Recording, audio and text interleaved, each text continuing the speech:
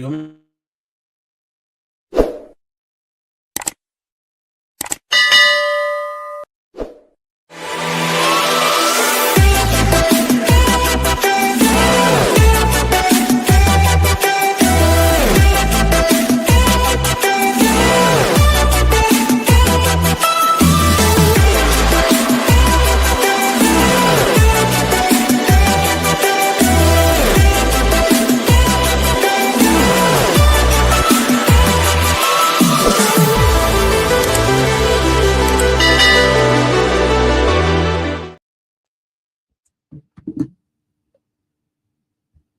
All right. Welcome to Liberia Shall Rise. We have a very interesting topic today. We're talking about education, making Liberia great again through education. Making Liberia great again through education. So we're still in our president terminology, making America great. So I think we want to start this topic today, talking about something different. So Mr. Sapolucia, how are you? How is Houston? Oh man, Houston today we couldn't even play for a good 1 hour today because of the cold and rain, man. The more it rain, the colder it becomes. But yeah, other than that, life is good, and thank God for us that are still on the planet to make it better All and make right. Liberia great again through education. All right. How's the family? But God's grace, we are doing well. We are doing well. Okay, Thanks, and how's cool, your cool. family?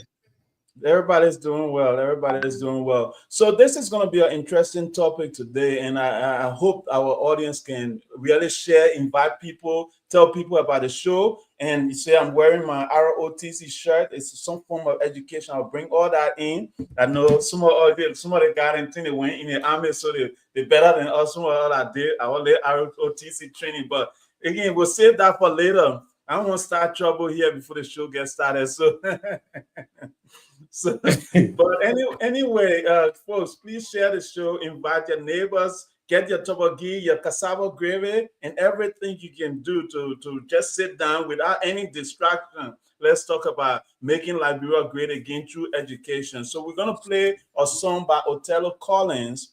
Once that song finishes, we'll get the show started. All right. So please don't go anywhere. Keep sharing the show, and we'll be right back.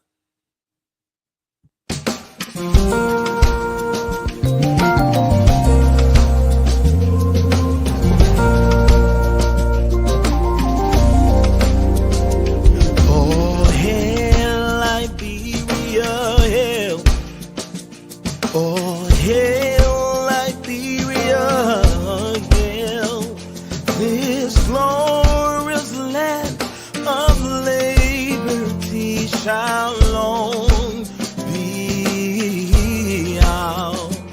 Your new home name, great be her fame, and mighty be her powers. Oh, oh, oh, yeah, oh,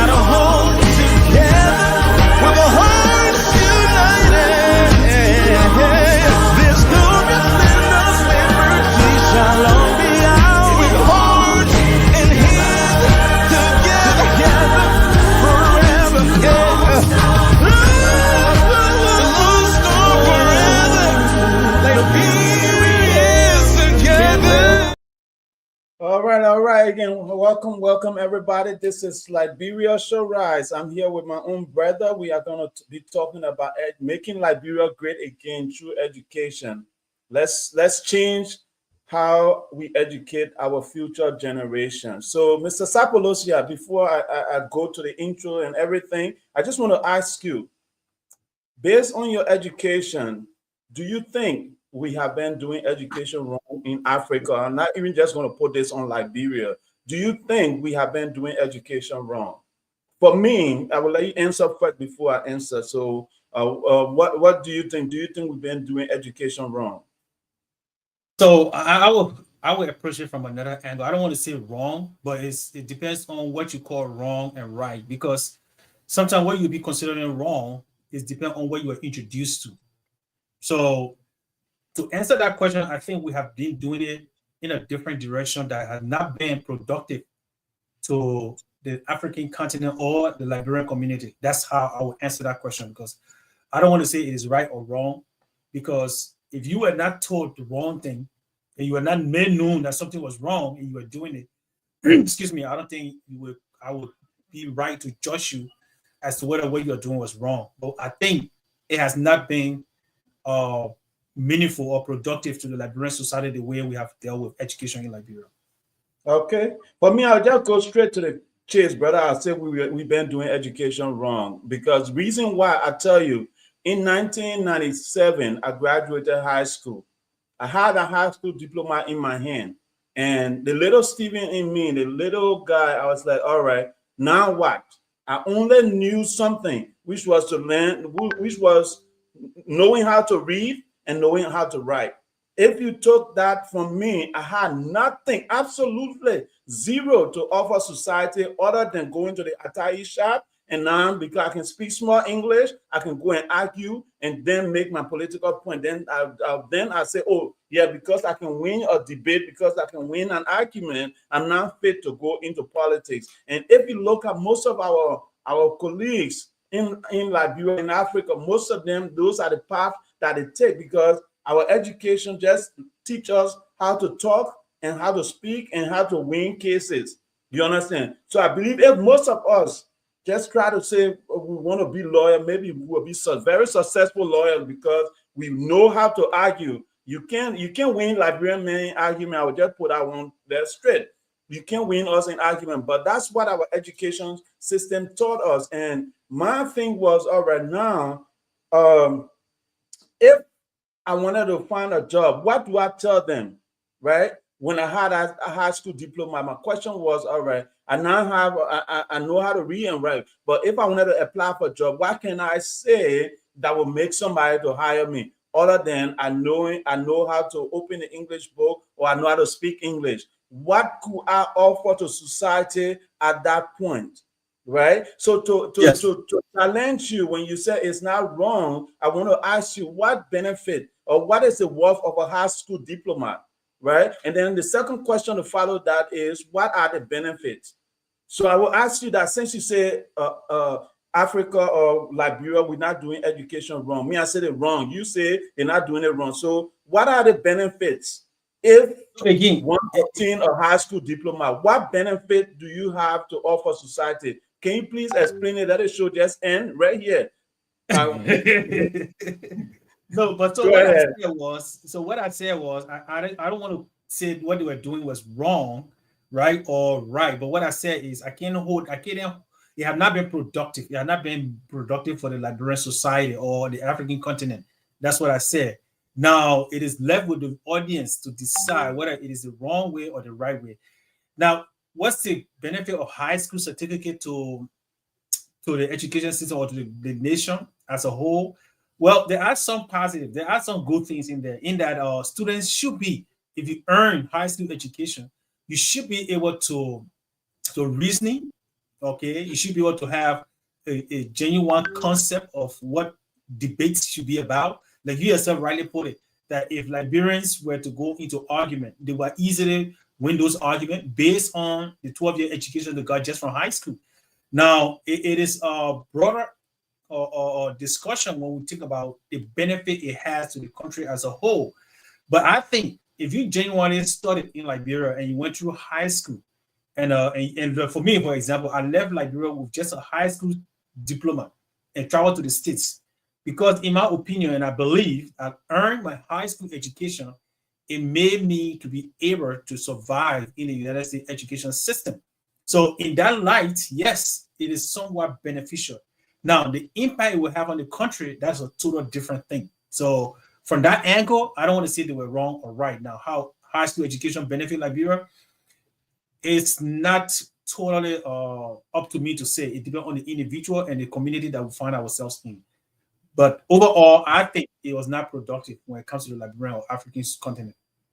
Okay.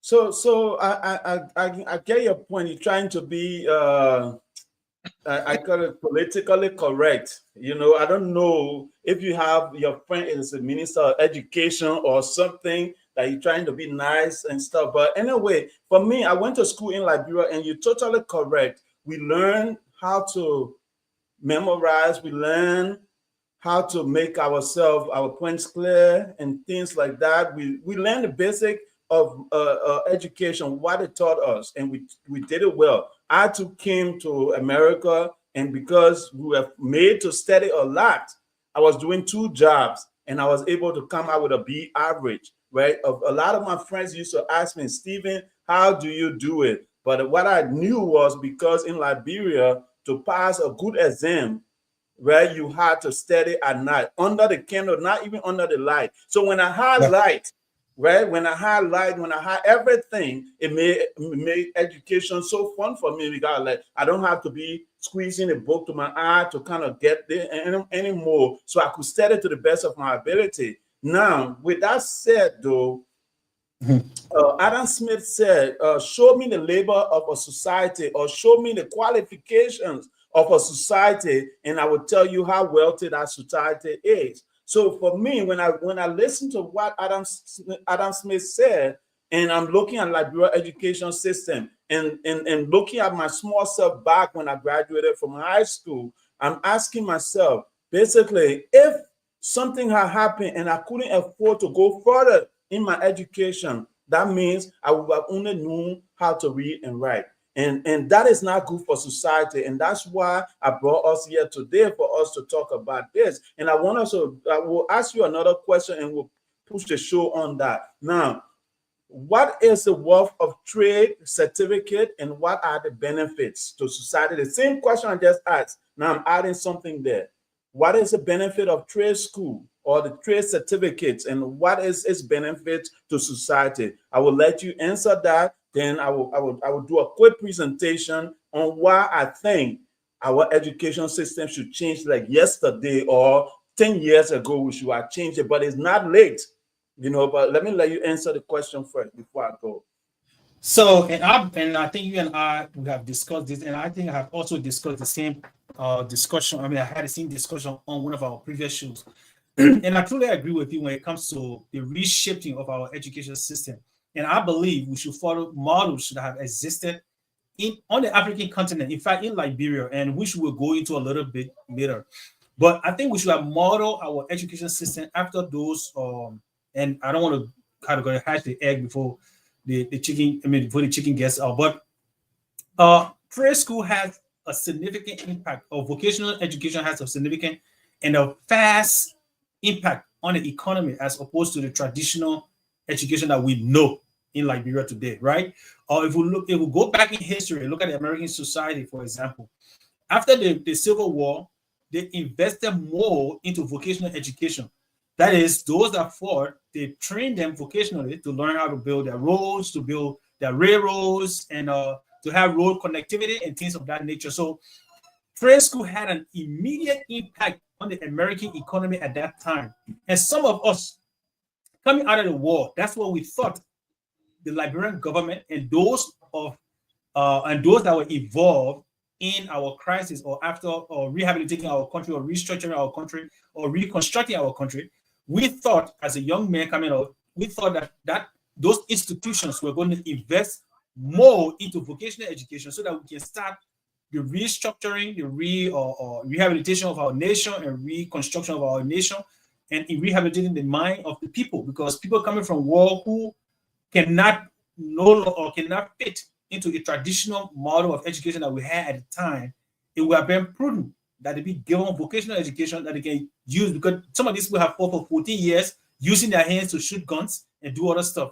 So it would be just wise to introduce them to vocational education since they are used to using their hands. Let them use those hands instead of going to traditional education, 12 years and whatever. And some of them have outgrown the education, the traditional education. So vocational education, 6 months, 1 year, will have been more beneficial to them to contribute to society as opposed to giving them money to go back to school, which did not really work well. So I think vocational education is the fastest and has a faster immediate impact on society as opposed to traditional education, looking at our country, Liberia, where we came from. All right, thank you. I said today, Saturday, December 7th, I'm going to make this day a holiday in my life. The first time I can see my brother Sapolucia trying to agree with me small. So I'm making this day a holiday. No question asked. Yeah. First time in the history of Liberia, right, my brother agreeing with me on something. So again, folks, this is live, Riverside Pro. We are actually live today. This is not a replay. We are live. So we are actually live. So we getting you 100%. So folks, I just want to submit an idea to you, right? The things that make countries great, the things that make society successful is little people like myself, like Sapolucia, looking at problems and saying, how can we fix this problem to make our country better? So in order to make Liberia great again, what we are submitting here to you today is we should look at our educational system and say, if we are teaching our children how to read and write, they go to the school for almost 14, 15 years, and the case my brother just made concerning the war, everybody, like someone like me, by the time the war was over, I would have been 18 years old, right? And if I didn't force my way back and forth, like between the time the war started, when the war finished, as soon as there's ceasefire, we run back to the classroom. Then when we learn small, another war come again, and we leave the classroom, then we run back again. So we were basically if you look at the whole educational system, we really didn't have enough time in school. But like my brother is saying, if the government has sat down and said, all right, somebody like Stephen Keller, he never did full high school education because the time the war was coming and finishing and going and back and forth, it messed up his flow. So instead of us wasting his time to go to college, let's put them in some trade school immediately that they can learn how to build road, they can learn how to be electrician, they can learn how to be plumbers, and then they can immediately start offering something to society. So for me, when I saw that idea when I graduated from high school, a week after I got my certificate, my diploma, I was like, so Stephen, what can you do now? I studied all this book, all this book. What can you do? So for me to solve that problem, I immediately enrolled in Tottenham High Vocational Training Program. I started doing draftsmanship. You understand? And that draftsmanship, I started it, and unfortunately, I couldn't finish it because I went to Ghana, right? And then I lived in Ghana. While I was in Ghana, I was continuing draftsmanship. And then from draftsmanship, I was like, no, let me switch to computing. And that's how today I'm still in the computer field. But that's a story for a whole nother show. But if I didn't have an opportunity for somebody to help me to send me to trade school, somebody to help me to even send me, bring me to America. Right now, I could tell you that I would be in Liberia. Maybe I wouldn't have finished college. I would have been struggling to find my way next because I never had enough money to say I could immediately go to college. And LU, for example, LU waiting list is long. So if your name don't come on top of that list, again, then you sit there for 4 or 5 years. Like people that graduate from high school, they sit for 3, 4 years waiting to get admission to LU, and that's wasting our national labor Natural force. resources. Yes. Labor. Yeah. So we're wasting our labor force, and it's impacting the country. So we are trying to tell you guys something here today. Minister of Education, the president, whoever have the power to look at our educational system and say, hey, let's do something. Let me give you an example here. I'm going to travel all the way to Italy, wherever this guy came from. Let me share my screen so you guys can help me. You can understand what I'm going here. This guy back in the day, in Liberia, we say once upon a time, there was a man called Leonardo da Vinci. His father was married. He had a child somewhere else. This guy, because he was a bastard, his father couldn't give him his name. His father you couldn't even go to formal education if you were not a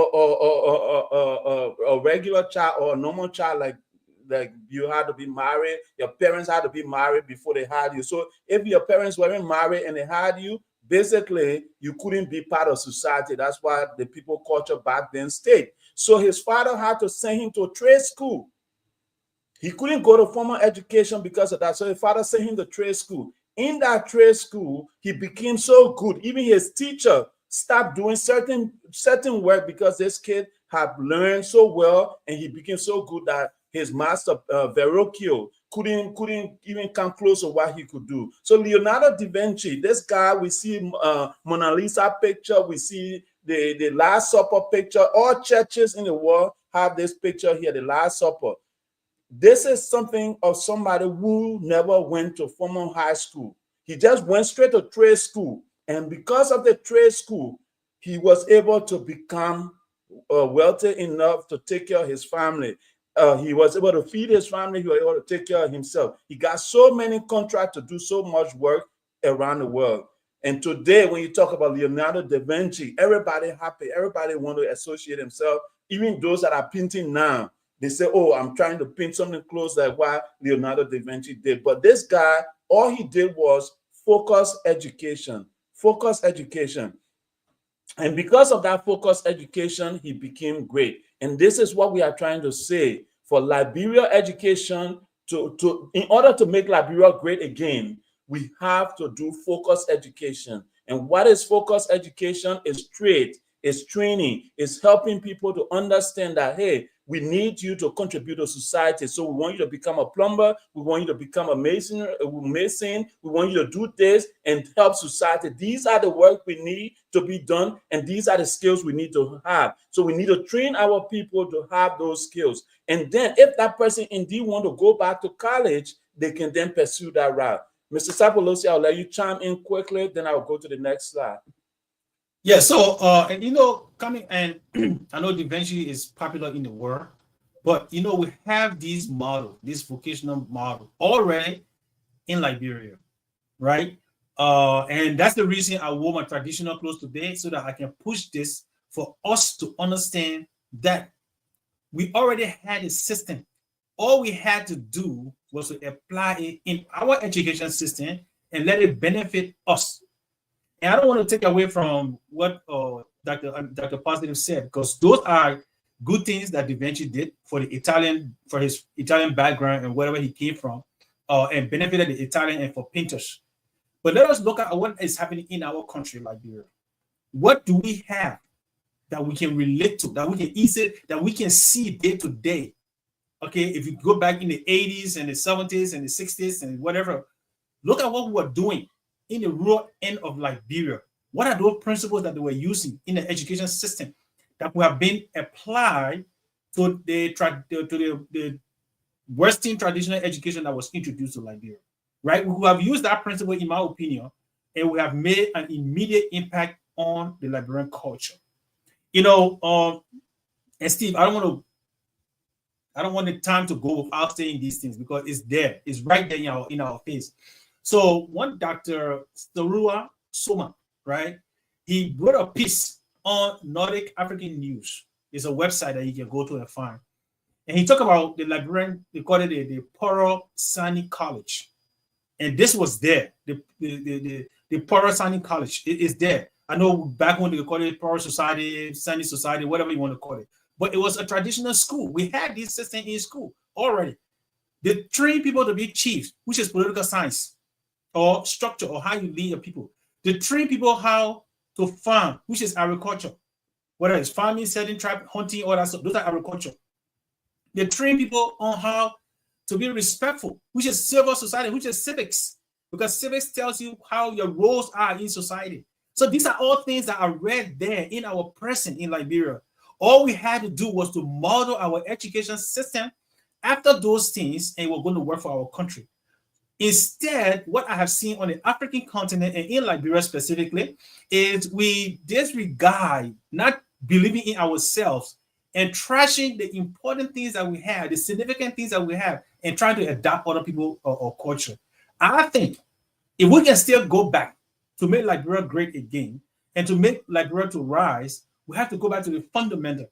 Let us go to our poorer society. Let us push our poorer society, because the poorer society, if you go back to the 60s, the 50s, in fact, even the 70s, there were places in Liberia that car road did not reach. But these people had a structure of government that was working for them. And some of those areas were producing food to feed Liberia, right?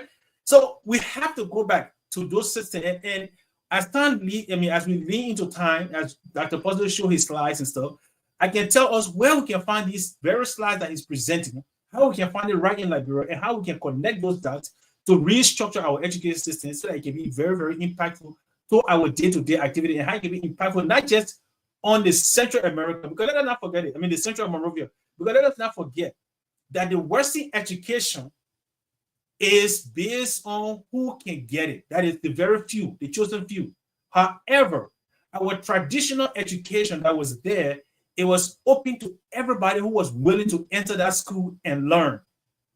Okay, so and that's a huge disadvantage that marginalized 80 to 90% of our Liberian citizens those days, and even today, is still marginalizing a lot of our Liberian citizens. So I think we need to go back to our roots if we want to fix Liberia, to make Liberia great again, or for Liberia to rise. I think you raised some great points, though. Two I took away. One, how can we look at our traditional system, like the poorer society or the poorer university, right? And teach our people those skills. And then the second thing you said was the system of education they had. Everything they did was towards community building, was towards community development and taking care of your people. And my mother told me, right, they teach you how to become a woman, how to take care of family, how to take care of how to contribute to society, basically. And in those society, those are the things that they actually taught. So people were learning on the go. You understand? Some of us that never entered the poorer society, we became fathers before we started learning how to become a father. We became fathers, we own homes, and then we started learning how to take care of our homes, like fix stuff around the house. But I'm sure guys like you who actually had experience in those places, you learn stuff. And I'll tell you one example. This kid that was in my mom's village, he was so talented. He knew how to set trap, right? He knew how to fishing. He knew how to swim. And the kid could do everything. He was short and tiny, but he was part of. He graduated from the society they had in my village, and because of that, he has so much skills that some of us never had that came from Morovia. So anything we wanted to do as it related to the rural area, we had to call. I think his name was Gamma Blue, something like that. We had to go to him, and the other guys we had. Those other guys, and they were the one that would teach us how to set trap, how to cut the tree, how to even face your cutlass to make sure you can cut grass correctly and things like that. And those were brilliant skills. Yes. Even the house they built in the village, I couldn't build it, but all those kids that graduated from that program, they could build a house. And that's exactly what I'm saying here, that people like Leonardo da Vinci and all these guys that are today recognized by the world, what they did was focus education. What does society need, or what skill do I need? And then I will focus on it. But let's not be selfish a little bit. Let's hear what our audience is saying. Then we can come back to the next slide. Okay. Let me post one here. I think this is David. David is saying, thanks to Dr. Positive and Mr. Sapolucia for such a critical analysis of our country, Liberia. For we are the citizens of said country to be effective and beneficiaries of our natural resources. We need to rethink of our past, present, and the future. Again, you can't say any better, brother. How can we Yes. focus, have focused education? He mentioned something that I would like to put my mouth on the government. We have natural resources, right? How can we take advantage of our natural resources? What are the skills that people need to learn for us to harvest our natural resources? You have University of Liberia, the number one premier university in the whole of Liberia. We don't teach anything about mining. We don't teach anything about mineral extraction. If you were to ask a student in LU, how do you find gold? How do you find diamond? That person have no idea. You understand? So even let's say people get mad at me and say that the positive, you crazy, you can't tell people to not to just start teaching trade. And I say, all right, let's go to the universities that we have. What are we teaching that is benefiting our youth when they graduate from our university, our renowned university? When they graduate, can they create jobs for themselves, right? When you look at universities like Stanford, people will say, oh, Stanford University have money, MIT have money, University of Liberia don't have money. All right. But when you look at those universities, some of the things that they are teaching, by the time those guys graduate, and you will see some of the images I have here, while those guys are in the program, within a short period of time, they already know what they want to do. Some of them will quit school and focus on the thing that they want to do. Like if you look at Facebook, right? Mark Zuckerberg, he quit. He was in school. He started just focusing on the thing he wanted to do because the teacher had shown him the idea on where to go. So he used that knowledge and focus.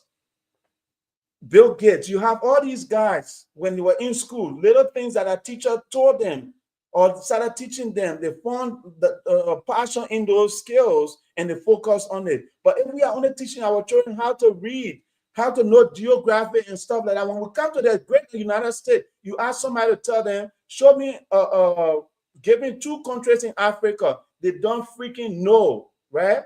But when you ask every African, they can list the map of America, they can draw it for you, and they can show you where Texas is, even Dallas, they can draw it on the map for you. What does that do for us? What does it benefit us?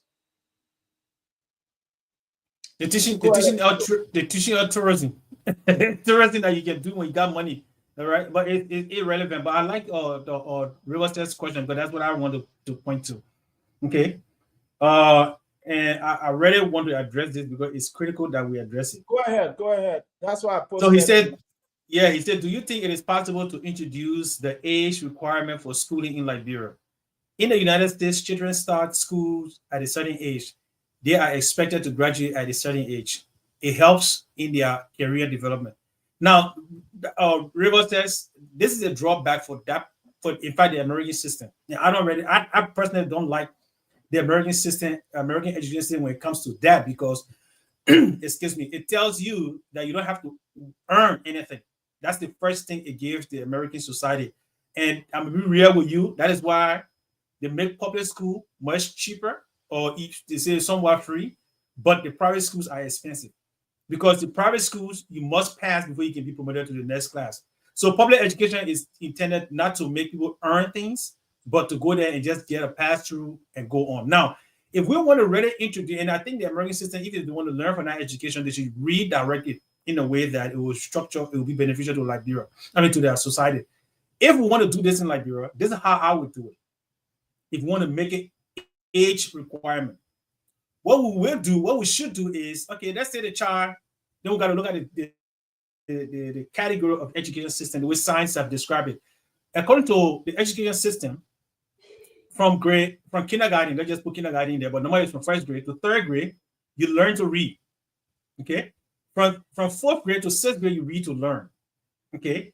Then from 7th grade to 9th grade, you read to understand.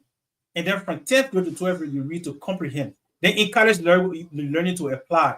And then master's degree, you're learning to master your program. You're reading to master your program.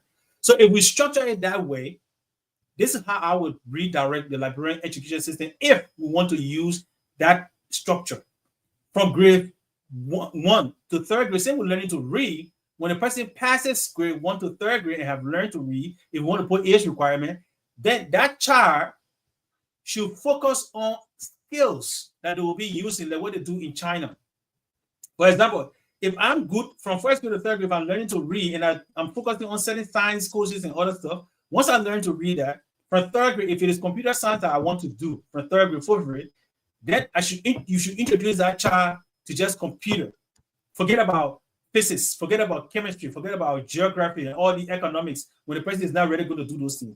If it is economic that child is going to be in, let he or she just focus on that. Then by the time they graduate from 12th grade, that child is marketable.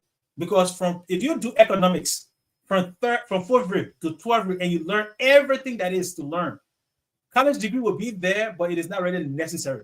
Because by the time you graduate from high school, you are well equipped to have already understood to apply and equipped to be contributing to society. Then if you want to get a degree just for the certificate, you can do that, right? So if we want to introduce age requirement in Liberia, I think that would be the means by which we should use those kind of that kind of criteria. But if you look at the American system today, the public schools that we send our kids to, you go to school and you do 3 or 4 courses a semester.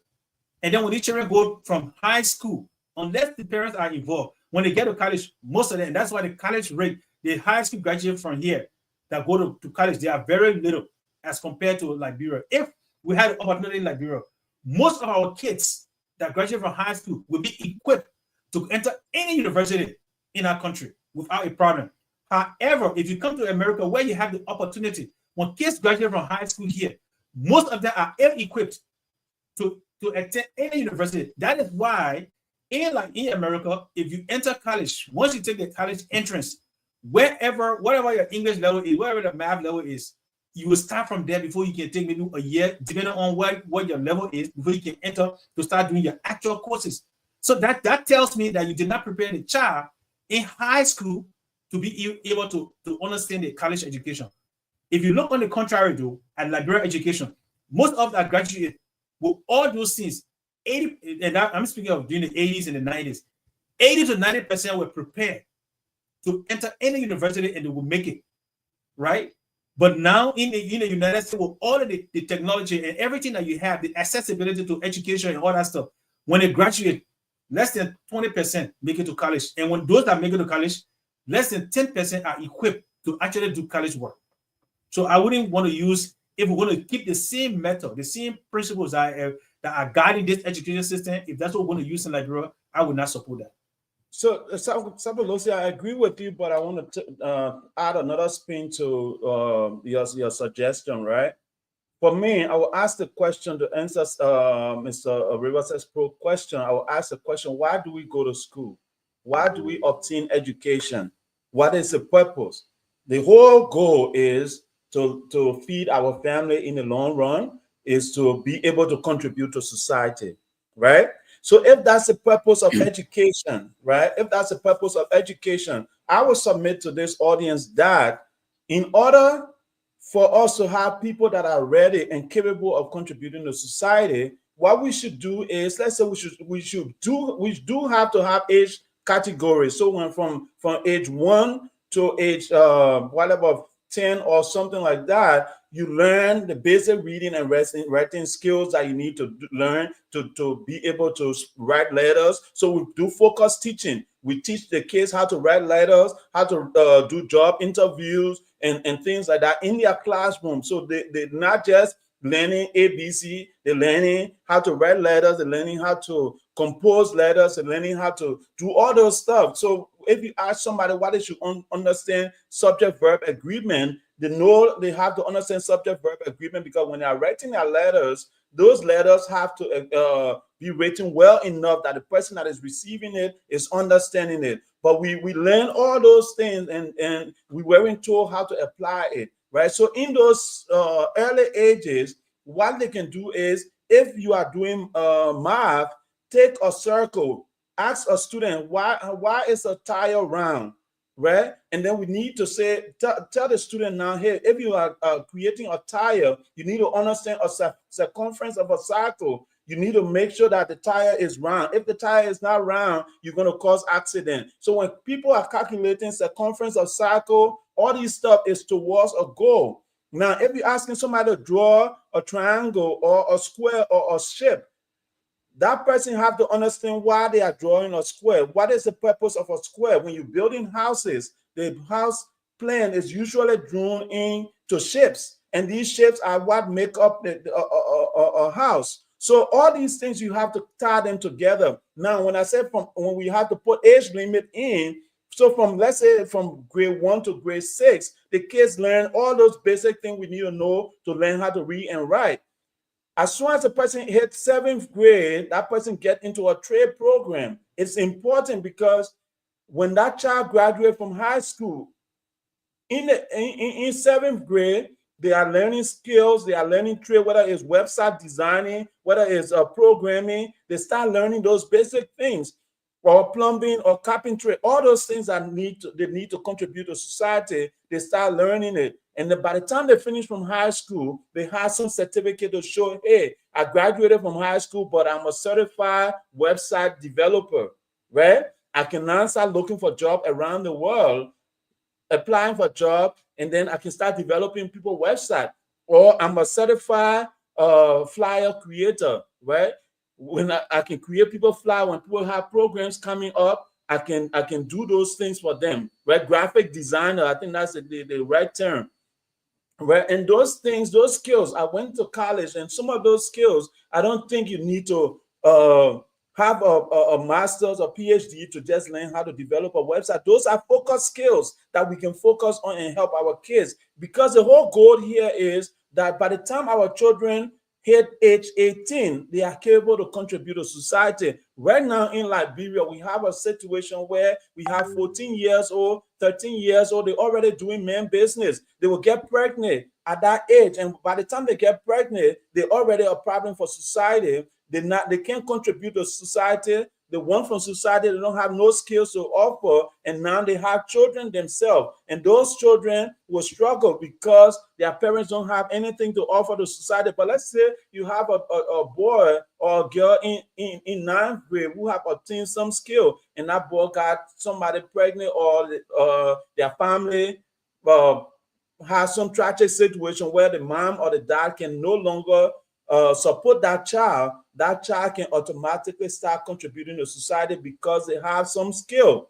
You find so many people stop in 9th grade and they never completed high school again because they never have money to go back to school. Their family structure got interrupted. Where the father died, where the father was a breadwinner, the father passed away, and that father is no longer there, and that child now cannot go back to school. They have to go and start selling wheelbarrow. They have to start pushing wheelbarrow. They have to start doing stuff. But if we start teaching our children at age 7, or not age 7, but in either 6th or 7th grade, how to do something to contribute to society, if something tragic happens, at least we'll have people that can offer something to society, and they can stay in that trade school, right? And learn something where they can at least offer something to society. Sapolucia, I'll let you chime in.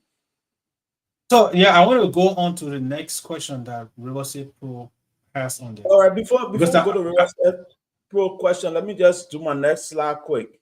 Yeah. Okay.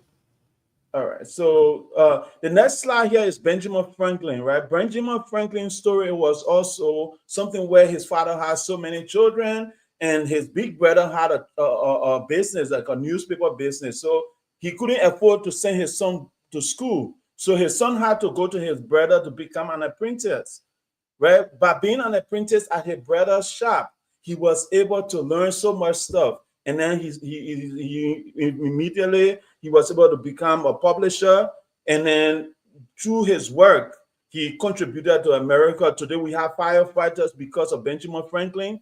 They said he was part of those who helped to form the paper, to create the paper money. That's why his name is on the $100 bill. The lightning rod, he invented it because a lot of houses were catching on fire anytime lightning struck from the top.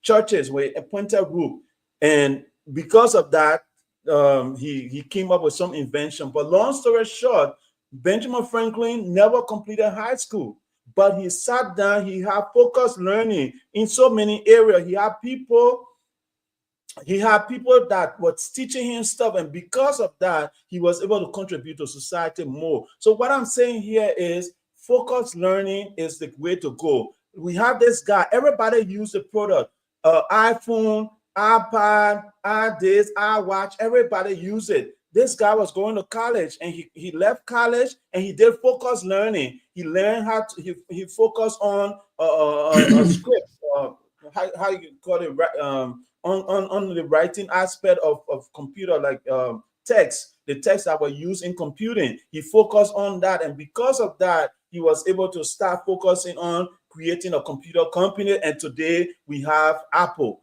Now, the Apple story, you can go and follow Steve Jobs' story, get his book or something. But when you follow that story, you'll see how the importance of focused learning is. I'm not against formal education. Don't get me wrong.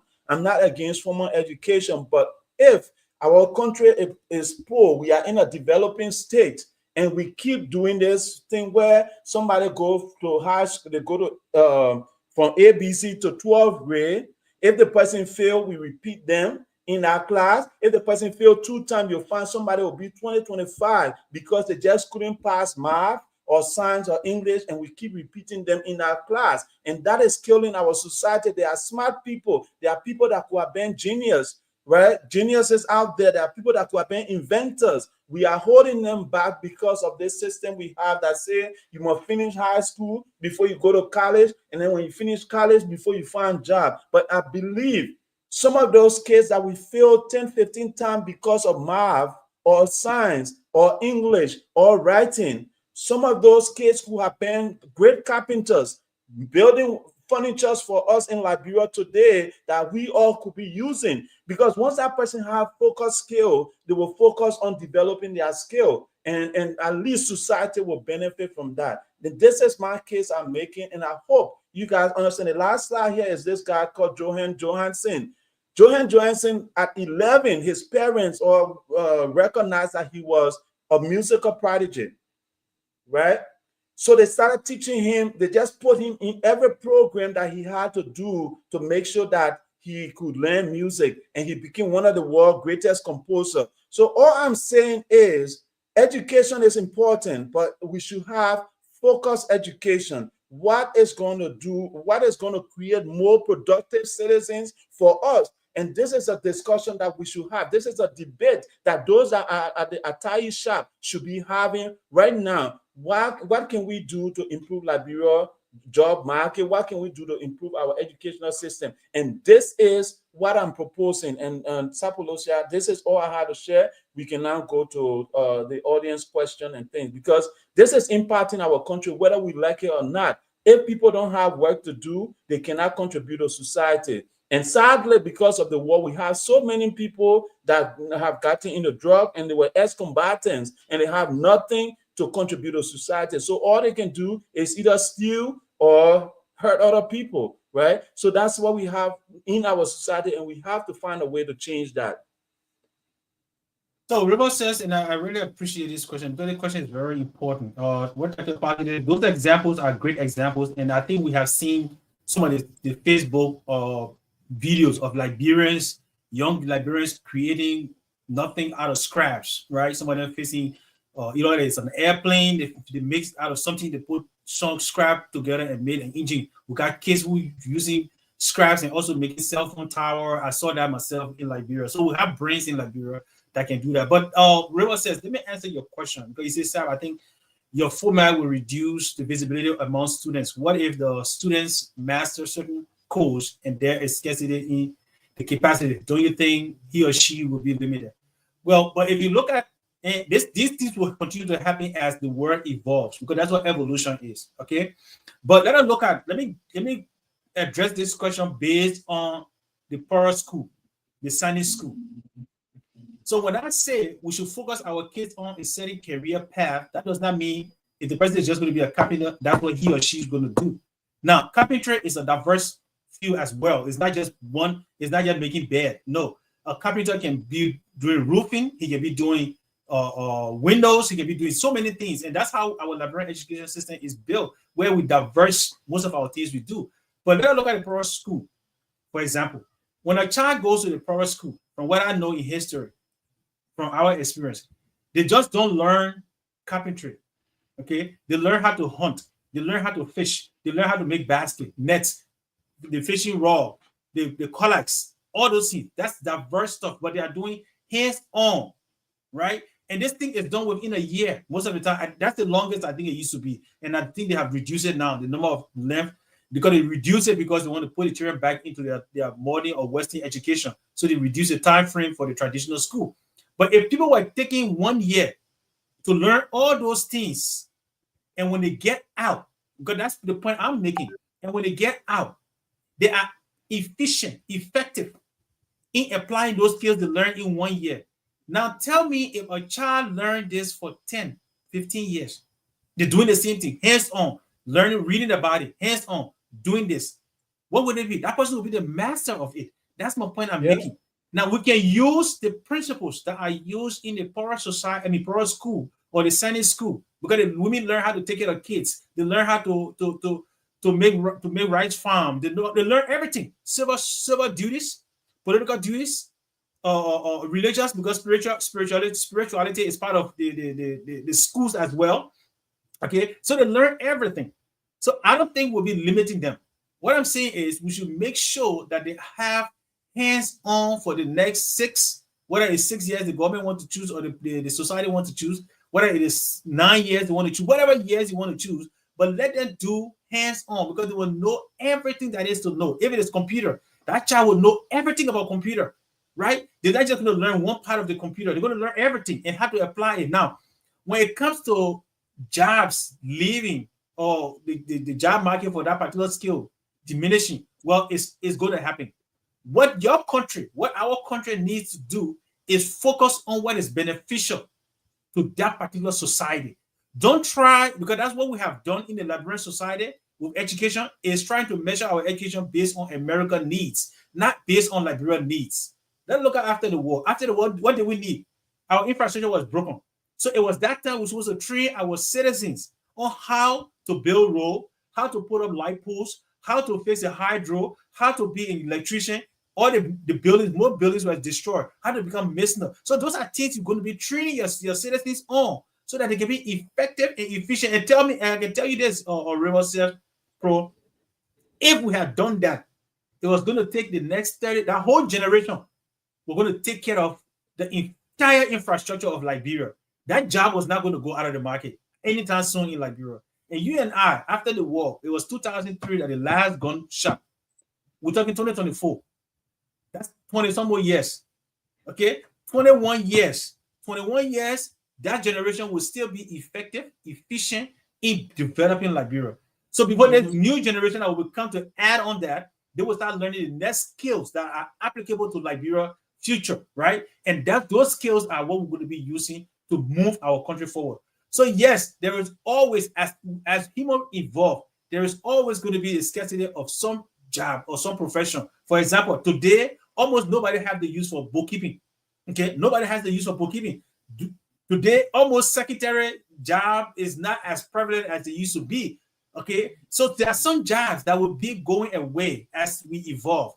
But that does not mean that we should limit ourselves to this education system that was introduced to us that does not benefit us as a people. We need to strategize our education to benefit us as a country, not as the Western or other countries have done.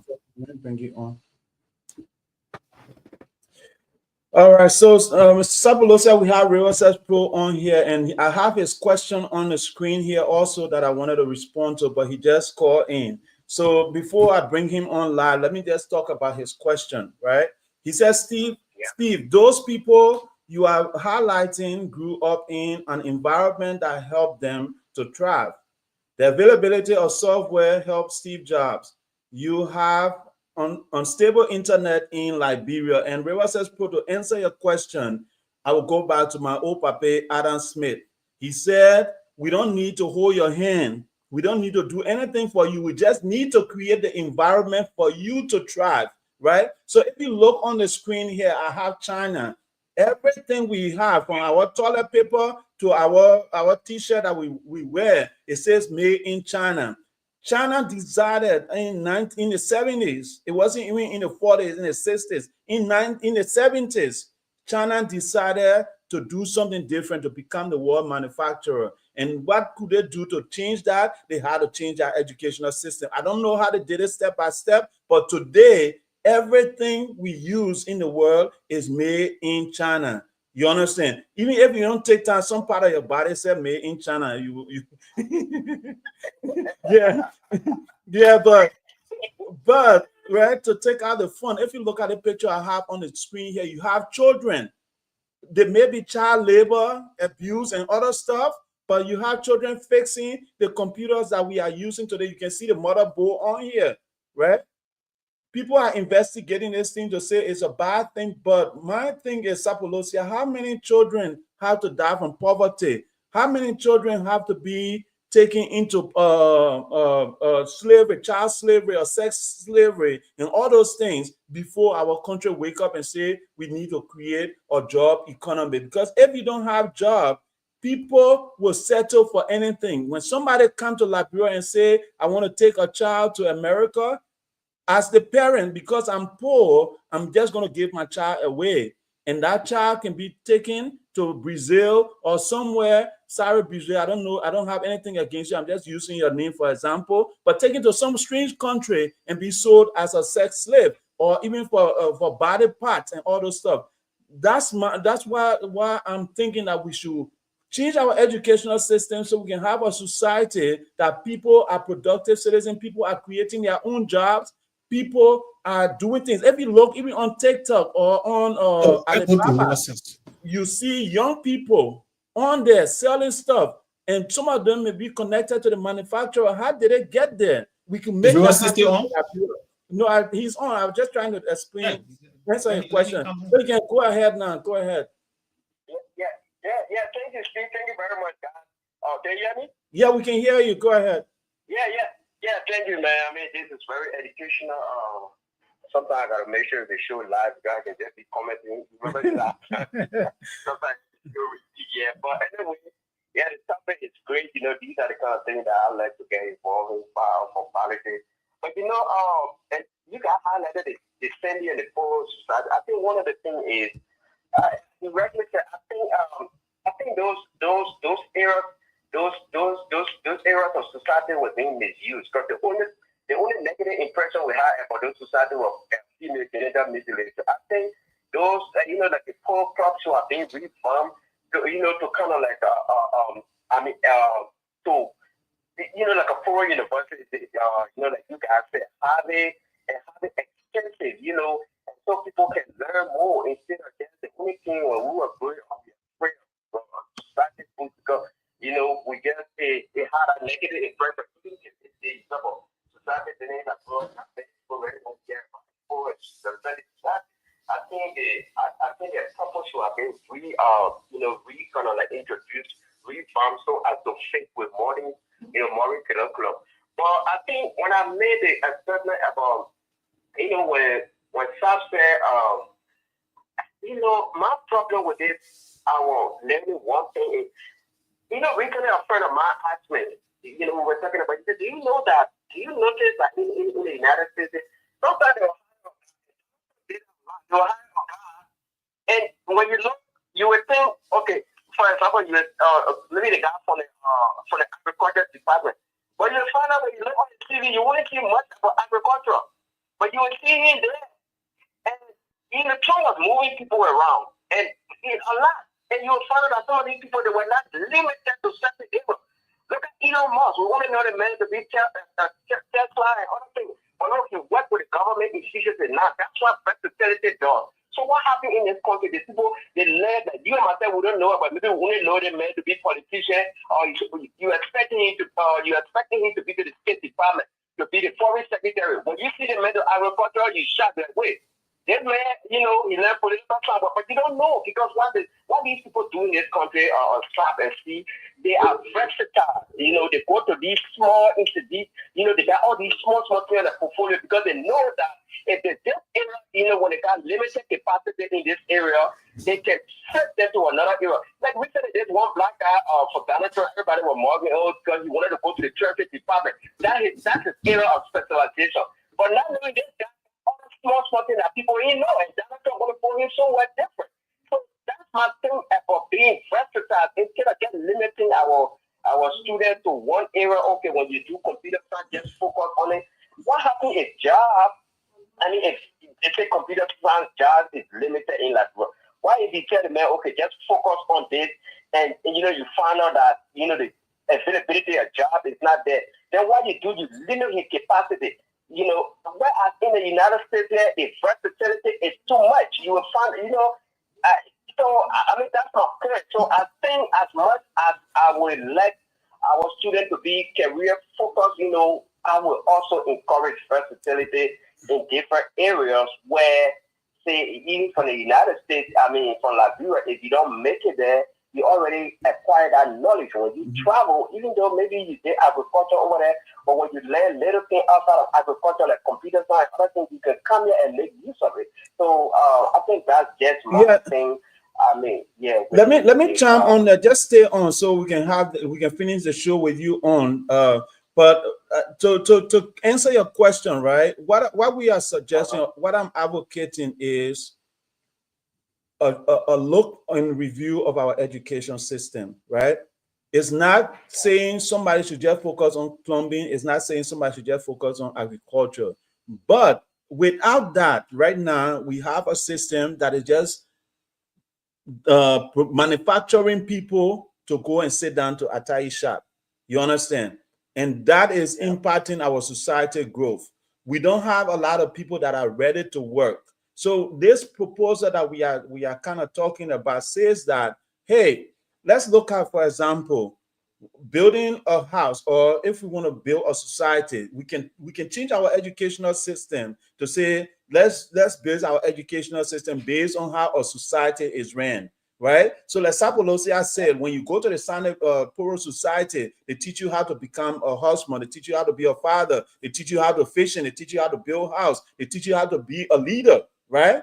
So our educational system say, all right, how do you, for example, how do you build a city? What do you need to run a city? We need agriculture. For the first week, we teach the kids agriculture, growing food, right? People have to be fed. You need water. How do you get water from one house to another? Plumbing. We teach them. So we have to measure the distance from one house to another to lay a pipe down. So the kids are learning math.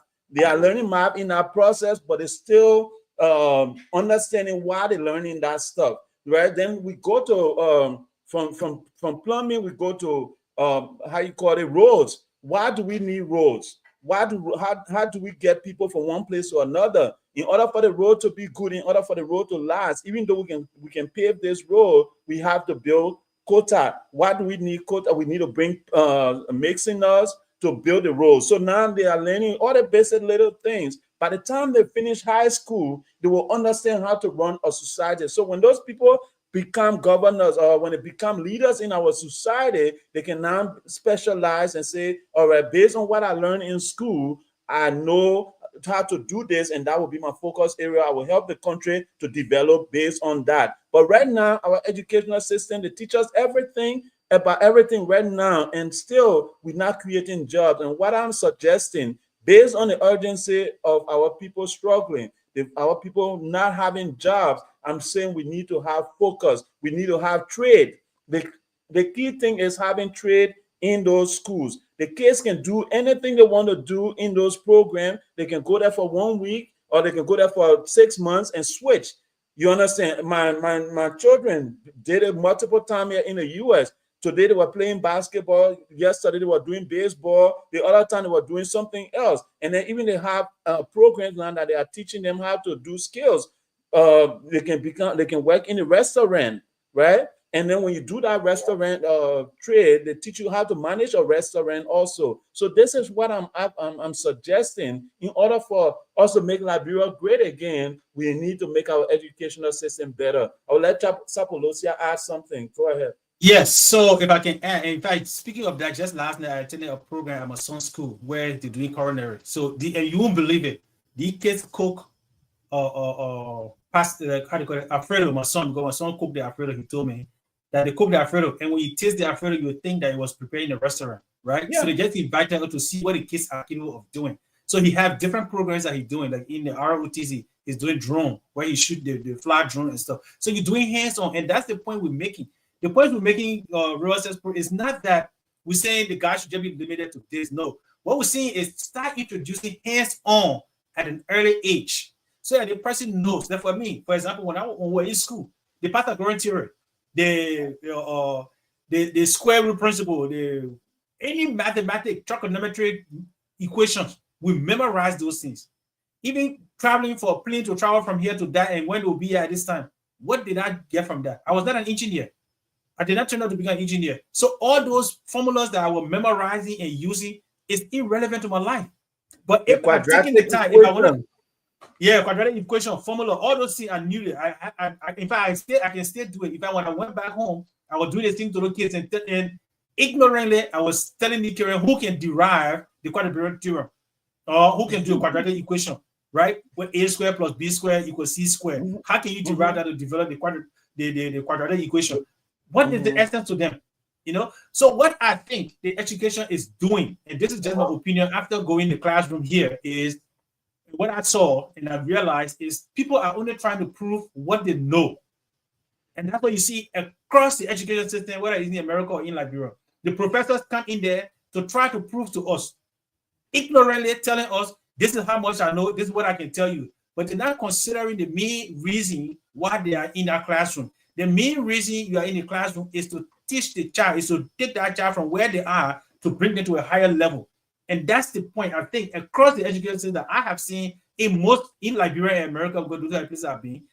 That's what I see happening. We're not trying to teach. I'm trying to tell a student, oh, I've been doing it for 50 years. This is how I can do it. This is what I did. But I'm not focusing on what the kids can learn. And if we can change our education system to focus on the needs, one, of society, two, the children or those that we're educating, then I think we can make Liberia better. We can make our country great, and we can foster faster and improve our education system. Go ahead, Riverside Pro. Let me. Okay. So I want to ask you a question, because during the Liberia, during our election, the representative election, that was one of my buddies. He had a particular plan, but I was kind of skeptical about its implementation. He said he needed a vocational school in every school.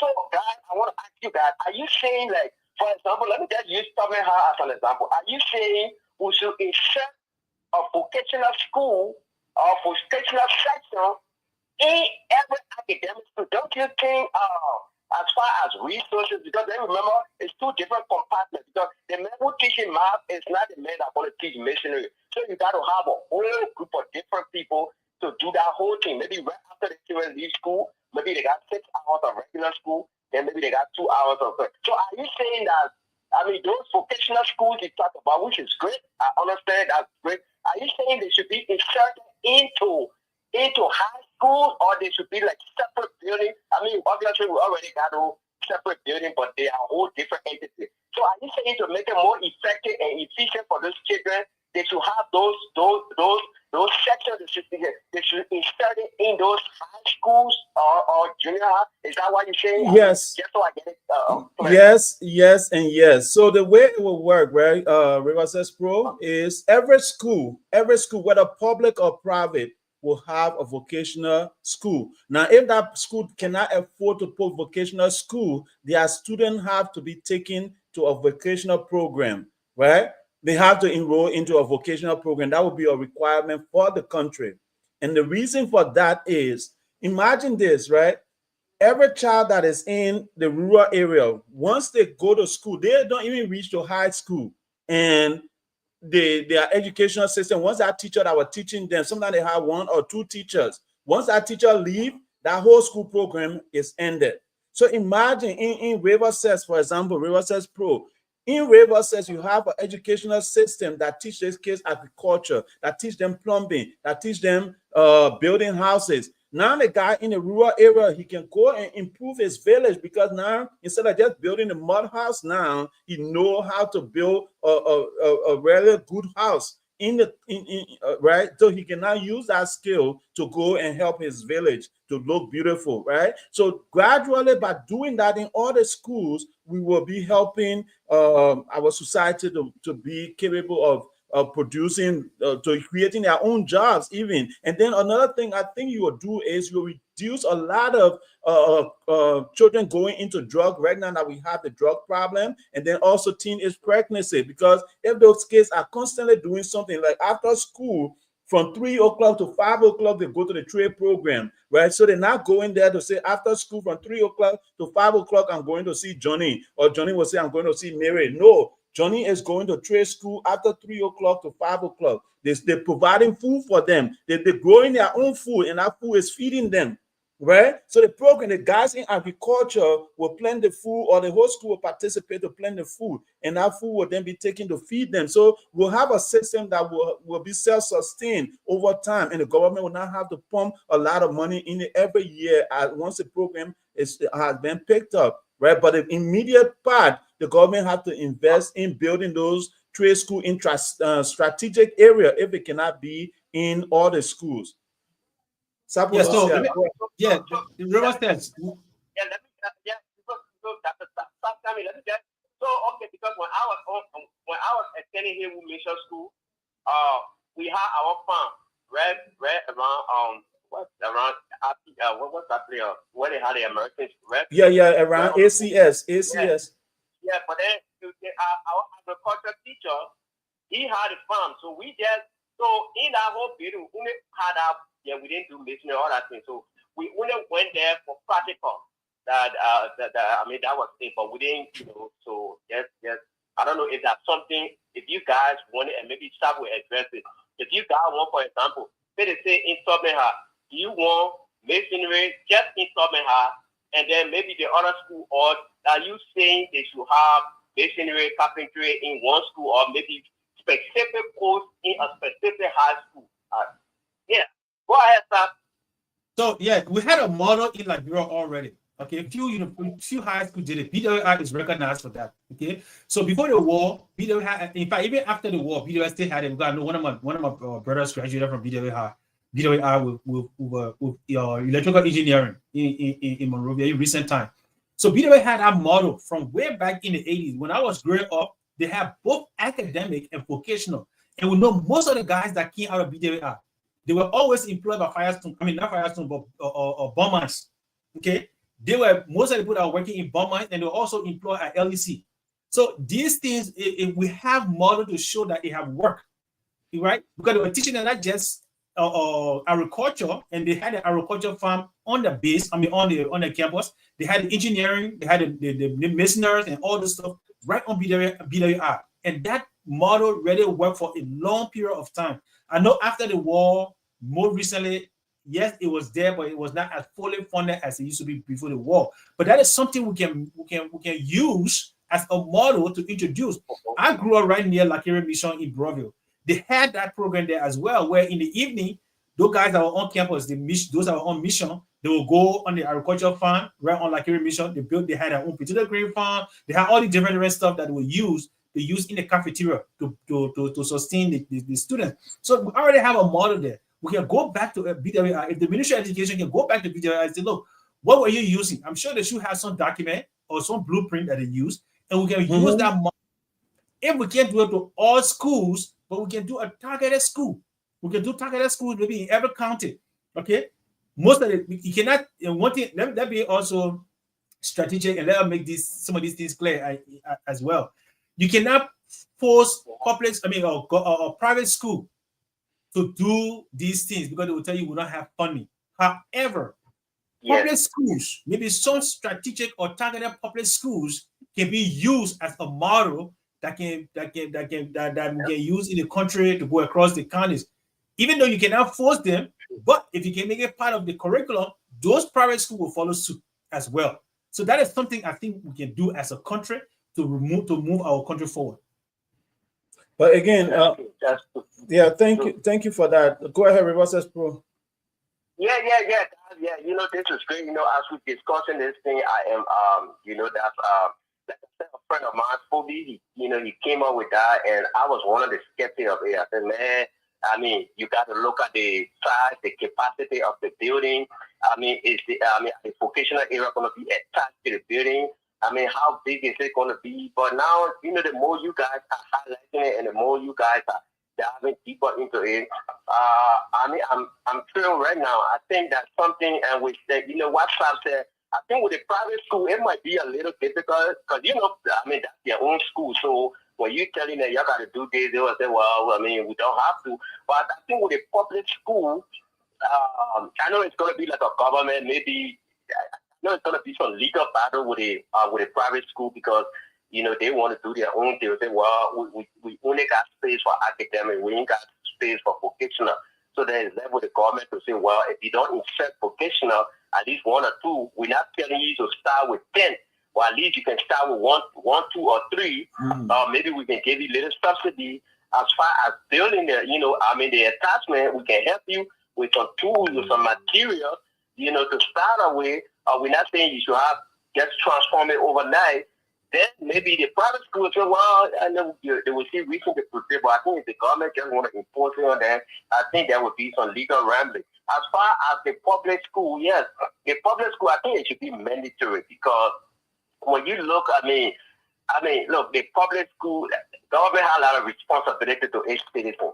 And when you look at the drugs infestation, when you look at the teenage pregnancy, and when you look at a lot of things, a lot of children, look, I don't just want to be personal, my own relative, before you could even get out of high school, she was pregnant. You know, one of my own relatives in Liberia, before you could even get out of high school. So imagine if you are, and now, you know, thank you very much for this topic. And, you know, it just refreshes my mind. Now, while she's thinking, I just sent money recently so she can do better care. Imagine if she had done all those things, if she had it done. I said 2 different, like, I want to do cosmetology. I want to graduate in this. I want to open my own shop.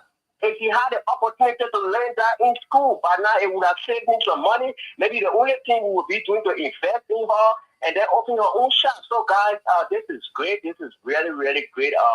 Thank you for that. I hope you guys continue to highlight it. Maybe we can have another section on it again.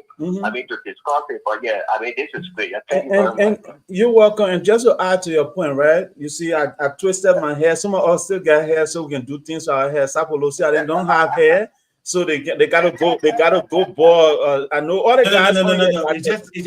It's the military. Military taught me to do. That's what the real military taught me to do. Let me finish my thing. Let me finish. The real military do this. Yeah. So all my co-hosts, then they be laughing at me. Mama, you not twist your hair. You not do your thing. You not do the thing to your hair again. So I tell them, I said, I still got plenty of hair, so I can do things to my hair, right? To do this hair in America here is almost $1,000 if you want to do it in America. So I went. When I went to Ghana, that's where I twisted my hair. I paid $40 to do it in Ghana. Imagine in Liberia, when a child is in 5th grade or in 9th grade, and you teach them how to braid hair, how to twist hair, how to do all these things to become a lactician. They have a name for it, a lactician. That means you can twist hair, you can make sister black, you can do any kind of twisting. You become a lactician. Do you need a master's degree to be a lactician? Do you need high school diploma to be a lactician, or just your hands? And when you get that person to become a lactician, that girl who's supposed to get to leave school and either finish high school, basically, and look up to her boyfriend for support, that girl can take care of herself, and she can decide who to fall in love with. She can decide who to if she want to travel or not. But what we are finding is many of our sisters, even our brothers, are leaving Liberia to go seek greener pasture somewhere because they have nothing to offer society. Society have nothing to offer them. And sadly, some of these kids are becoming sex slaves. Some of them are becoming a slave in other countries. And we saw the situation in Oman where they had a lot of Liberians crying to come back home because somebody told them there were job opportunities and they left Liberia and went. And today they were all slaves, and some of them are still there today. And this is happening over and over and over. And these are simple ways we can stop some of these things. And that's all I'm advocating. If we should make Liberia great again, right, we have to look at some of these things. And this discussion should be had in the Senate. Is our education system working for our children? Is our education system working for our society? If the answer is no, then we need to fix it. We need to revamp it. And that's what I will say to wrap up the show. Again, River Says Pro, thank you always for calling in. You can say a last word to the audience, and then I will let Sapolucia go say something, and then I will close the show. Okay, yeah, thank you very much, Steve. Thank you, Sapolucia. That's great. You guys always come up with these great topics. These are things that affect our society. Education. We talk about education. The last time we talk about health. We talk about lab Sapolucia. Talk about lab. Laboratory and other things. This is great. We should continue to push these forward. I don't know how far.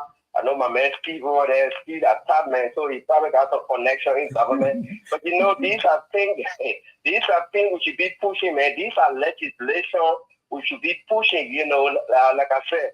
School doesn't have to start with 10 courses, man. You can start with 2, you can start with 3, little by little. But yeah, the next thing you know, at least, yes, some children, you graduating, say about 3, 4, maybe 200 students, man.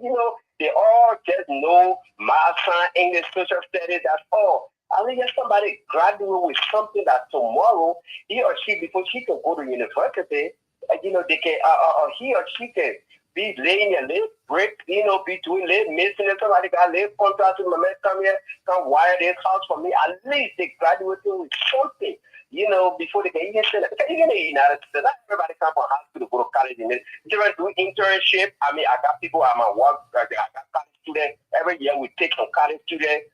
Some of them that, they can't afford and, they're not going to meet the, they don't want to take big loan, or even some of them that will take loan, they want to have money to kind of be able to do some things for themselves. So they go to these jobs, and they learn from experiences.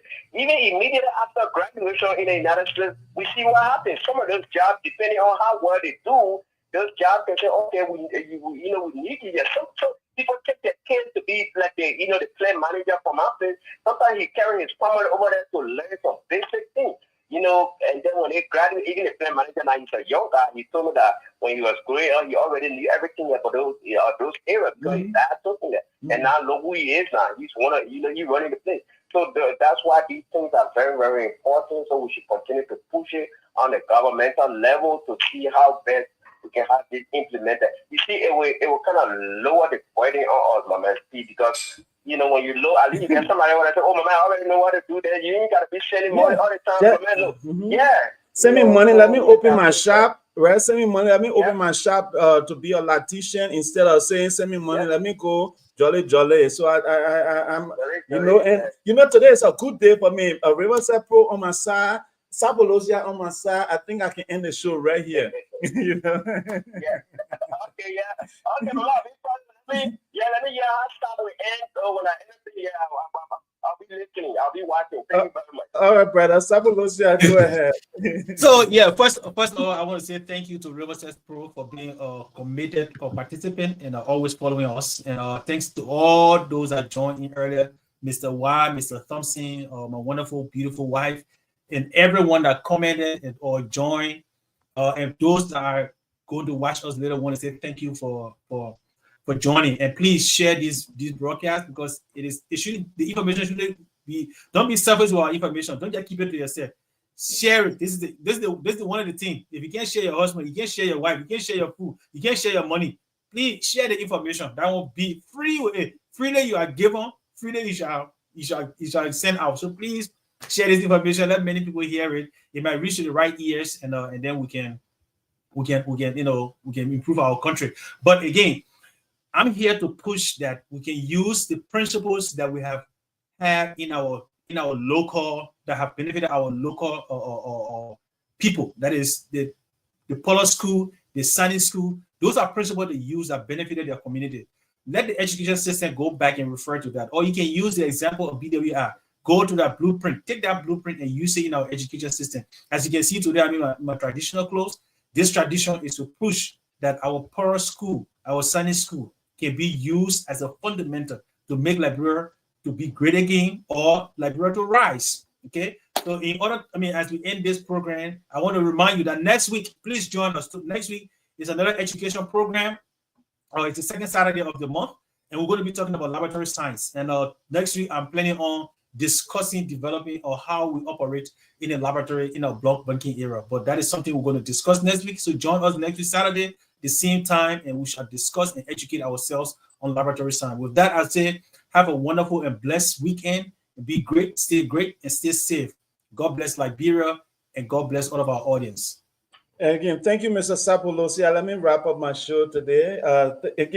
Folks, thank you so much for joining us. We came up with a topic today, make Liberia great again through education. And this name came from my wife. And said, Liberia should rise, what about make Liberia great again? So I decided to use it. So I'm giving my wife credit here, for giving me the idea. So make Liberia great again, but through education. So what I'm going to do, though, I hear a few things here.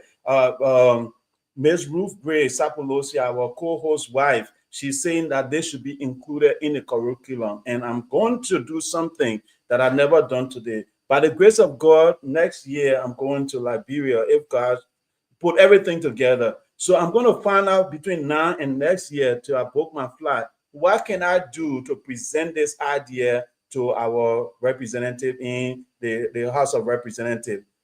If they allow me to, I can break this down on how it will be beneficial to the country and why is it important to start now. Imagine Liberia 10, 20 years from now, we now the China of Africa, right? Where we manufacturing stuff, we building computers, we building cars, we're doing all these things. How can that thing happen? We have to start now. 30 years in the future, we have to start now in order for us to be China of Africa. That is not impossible. It takes a leader, it takes a vision, it takes somebody with a big mindset on say, hey, for the future generation that I want to have inventors, I want to have manufacturers, I want to have manufacturing in my country. And in order to do that, I have to create the resources I need. And that's the manpower, our labor force have to change. And the only way we can change our labor force, we have to focus on a bigger educational goal. And we will do that through apprenticeship, through trade, and through educating our children for the job that we need for tomorrow. On that note, I want to say thank you to everyone, even my co-host who never agree with me, Mr. Sapolucia. He agreed with me today. So I want to say thank you to all of you guys for watching. You guys have a great day. We will be here tomorrow talking about another serious topic. We're going to be talking about polygamy in Africa, polygamy in Liberia. Please join us, and Mr. Sharif will be leading our show tomorrow. So please join us tomorrow. The conversation is going to be hot. Liberia people say it's going to be on fire. So please join us tomorrow. You guys have a great day. We'll see you tomorrow at 1 p.m. Thank you, thank you, thank you.